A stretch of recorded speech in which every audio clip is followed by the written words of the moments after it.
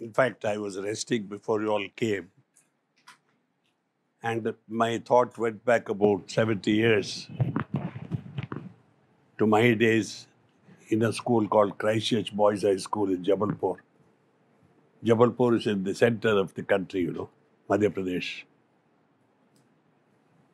And we had British students, we had Anglo-Indians, and we had Indians, a mix.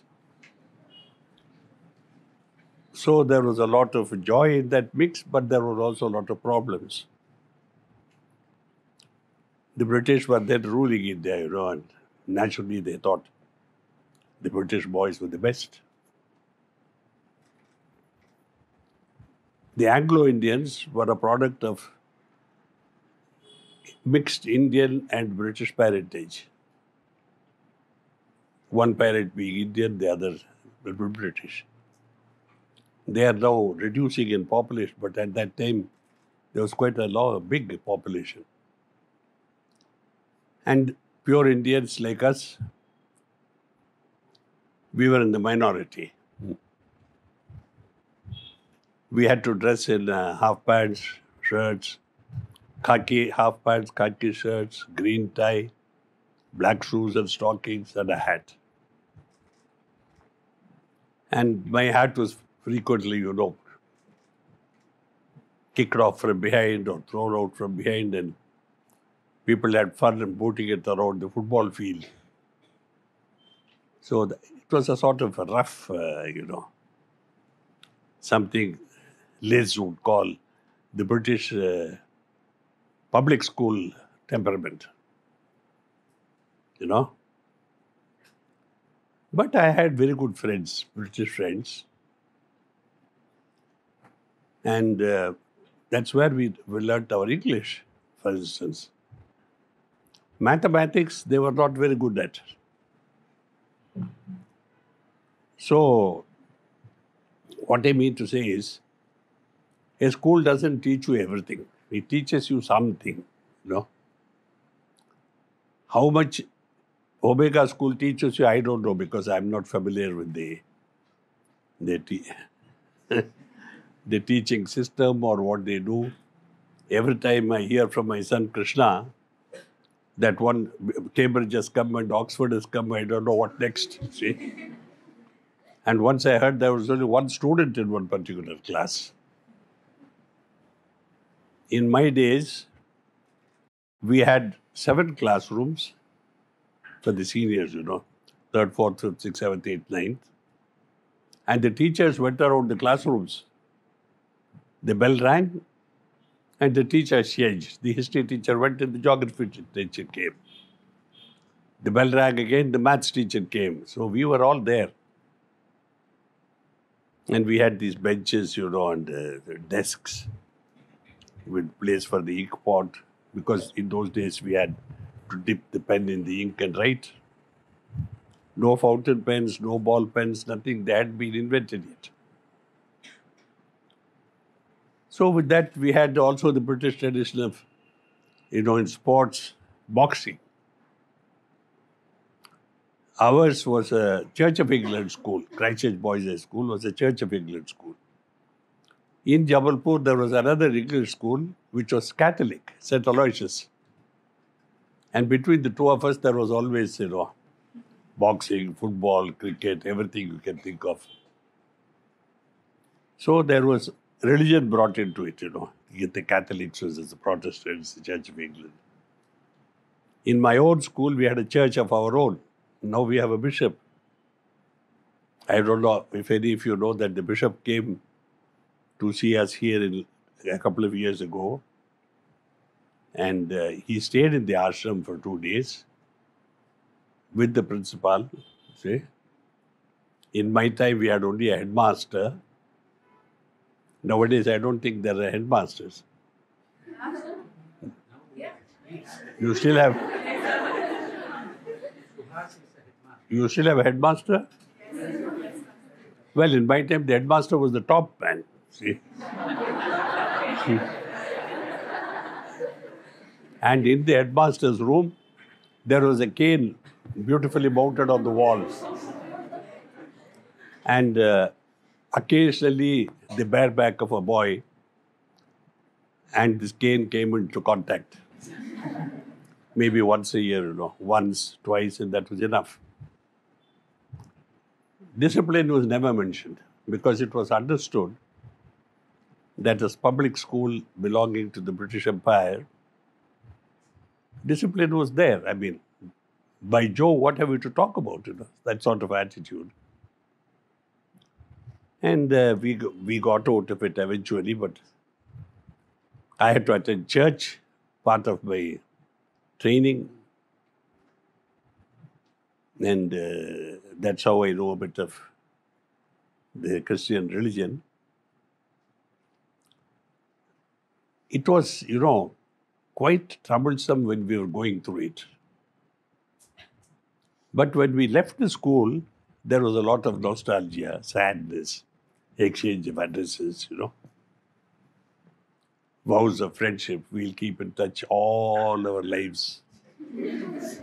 And the moment we got onto different trains, either the addresses were lost or they were never found again. They were not lost and found, lost or found. So what I want to tell you is that the process is always tedious, tiresome, demanding. But the result is exhilarating. Unfortunately, in this world, after a process ends and when we are exhilarating and relaxing and saying, wow, we have to start the next process. And does that end? No. The next process. Does that end? No. The next process. So what we have to learn is how to use this space between two processes when we are free and able to exhilarate and be joyful, how to gain all the strength we can to go into the next tunnel, as we say. It's tunnel to tunnel, like when you travel through, say, Switzerland or somewhere. You think one has ended, the next begins. So life is a series of processes with, thank heavens, some gaps between in which to regain our strength, get back into our hearts, and go forth with courage again. They said the master is in front of you, behind you, and that's all nonsense. He is in you. If he is not in you, he is nowhere. Remember this. The world is full of knowledge. But if you don't have that knowledge here, it's of no use to you. The world is full of wealth. But if you don't have something in your pocket, it's of no use to you. Isn't it? So what is going to help you is what you have within yourself available to you. No, I have not enough. Where? My grandfather was a rich man, so what? As Babuji Maharaj has said, if my grandfather was rich and I am a rickshaw puller, what is the use of talking about my grandfather? No. So a tradition to be carried on must be carried within the heart. And if it is not here, it is nowhere else. Knowledge, where is it? Nowadays, we don't need education. We have the Google and we have the telephone. And there's hardly any question to which you cannot find an answer in about 3 seconds. All that you need to know is the spelling. This is how easy it is to access knowledge today. But will you remember it after, say, 10 minutes? No, you'll have to do it again. What education does is to train us in such a way that we retain all that is necessary from our scholastic and college education. It's very much like the digestive process. We take in so much, whether it is vegetable or grain or chocolate, it doesn't matter. The body retains what it has to, what it must, and the rest is thrown out. Similarly, we must have the, what what I call the native intelligence of the human being, which tells a human being what it is that he has to retain and what he has to let go. For instance, I studied about 20 subjects in school and college. How much do I need now? We study history, British history, Indian history, economics, mathematics. As we go into life, we leave behind many of them. They are there for reference. If I'm asked in an interview, where is Estonia? I must have studied geography carefully enough to know that it's one of the Baltic states. That's about all. But when we study it, we have to study it in detail. Try to retain, not by memorizing, but by assimilating that knowledge. Otherwise, it's like food somebody eats. There's no assimilation and it goes out as it went in. Which is what happens to most students if they're not careful and attentive in class. So assimilation is what we are trying to promote. How to make it easy for children to assimilate what they must retain. Not to fill their head, with the volumes and volumes of facts which have no relevance to modern life. What does it matter what Nelson did or what Akbar did? It's of no use to us. But yet, the school curriculum insists that we should know something of this. If you have learnt at least to spell Akbar properly, today's telephone will tell you what he was, where he was, and why he was. No? But remember always that every time you refer to this, you are destroying part of your memory. You must sit and recall. See, it's too easy nowadays with all these modern contraptions. There's no mental arithmetic. People are not taught the multiplication tables.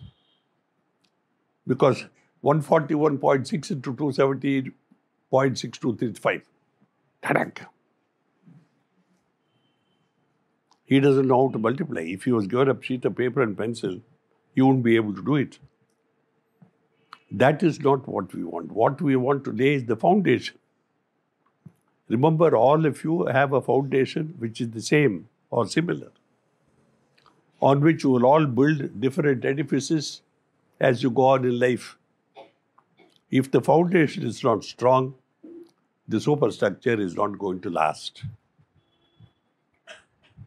So school provides us the first layer of foundation, where we all learn the same things, the same history, the same geometry, the same tedious, mathematics. But that foundation is very necessary. And like all foundations, it goes into the ground. Do you see the foundation of this house? You don't. Why? Because we don't have to see it, but it must be there. So education, when you consider school, college, everything together, is the foundation on which the rest of my life will be built. And for that superstructure to be strong, which will survive all the onslaughts of modern existence, physical, mental, moral, everything, that foundation must be really strong. So, whether it is Omega or some other school, some institute, ITI, any college, it is layer on layer of foundation. And then it goes in, it is available, it is what bears the rest of my life. We are taught about, moral principles. They are not merely principles. If you have got them in your heart, they again form the foundation of your future life. Nothing shakes you. No wind of temptation, corruption, Nothing can touch you because the foundation will not permit it. Not because we are a moral nation or we have the Vedas and all this nonsense, but because over the centuries, through generations of living, we have that foundation in our heart, which has lasted centuries.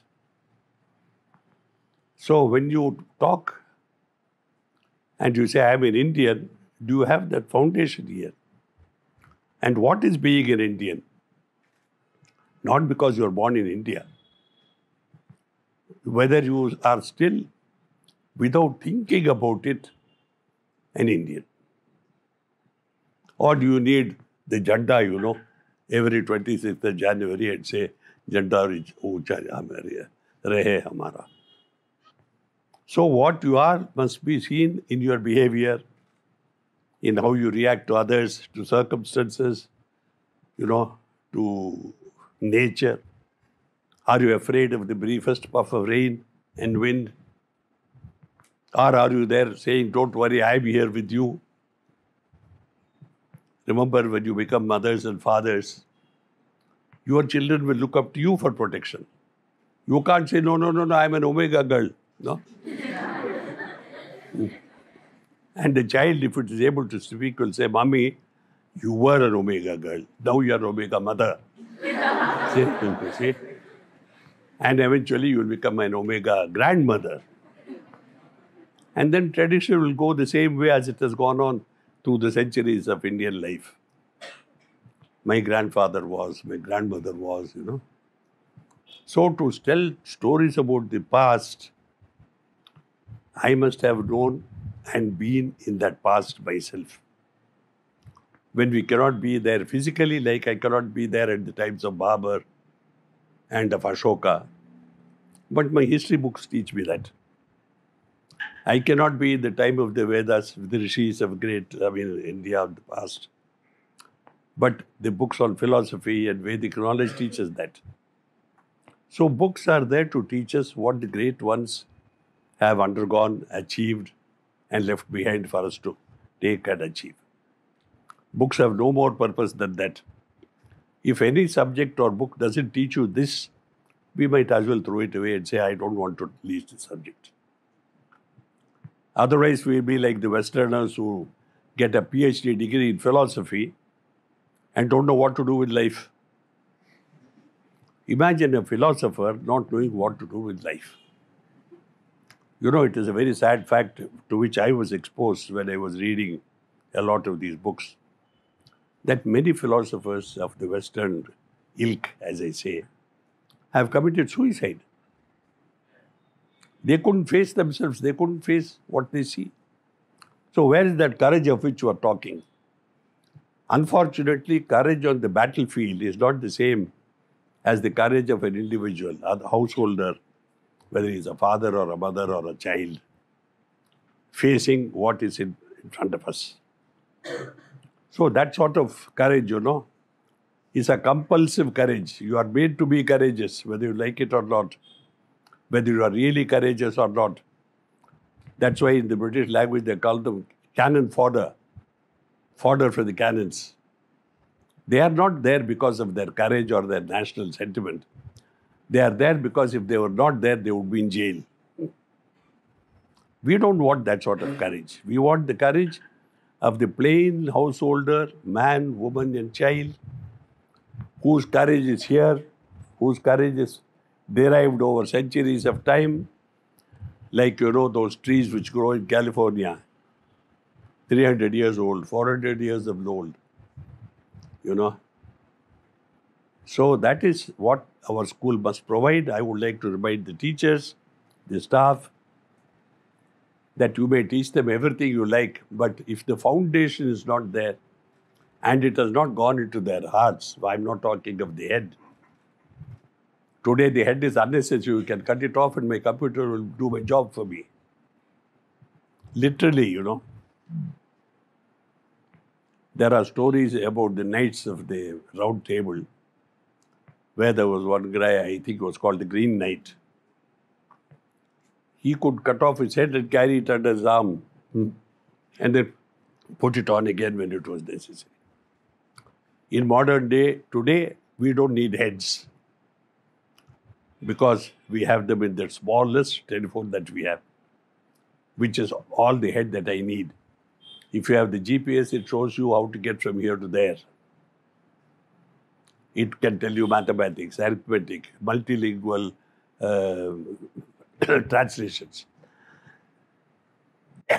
The same phrase, what is her name? You can have within seconds in Russian, in Finnish, in English, in French, in German, any language. So why do we need the head today? I see here a profound philosophic message from the future to us. Ignore the head. You don't need it. It's like my pocket phone, which carries a wealth of facts, unbelievable wealth of facts, compressed into one tiny chip. My brain is 100, 200 times bigger than that chip. And according to people who know, even the wisest man who ever lived has not used more than 9% of his mental capacity. 9%. So you see, we have everything that we need if we had cared to do it, if we had dared to do it, to have it here, instead of relying on a telephone which if I lose, I'm lost. So learn to put into yourself all that you need, which will serve you wherever you go, you see. This is the point of education. Wherever I am, I must be able, I must be capable. Not rushing to the telephone directory every time I need I had a boss who was amazing. Once I was flying with him all over the world and we landed in Beirut and he just went and dialed a number. I said, how do you know this number? He said, he insisted that you must be able to go to any airport anywhere in the world and call up a friend without looking at a telephone directory. Which meant that you did have friends in those places, and which meant also, more importantly, that you remembered where they were, what the number was. So you see how powerful this is, how powerful it can be. We talk of, I had the first computer about 20 years back, IBM, the biggest name in the industry then. 20 MB. That's all. I mean, today for 20 MB, you couldn't even process one mathematical equation. They are talking of terabytes and I don't know what else. And on laptops. So humanity has succeeded, at least the intellectual part of the Occidental part. They have succeeded in putting all human knowledge into machines.